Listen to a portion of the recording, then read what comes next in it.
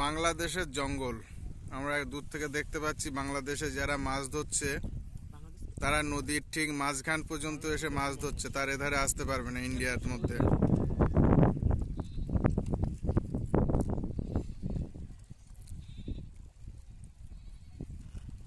ওই পারটা বাংলাদেশ,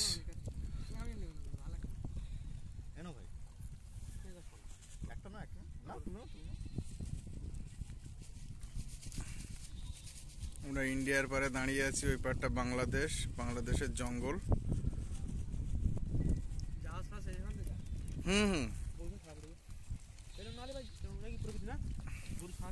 এই পাশে আমাদের জঙ্গল ইন্ডিয়ার।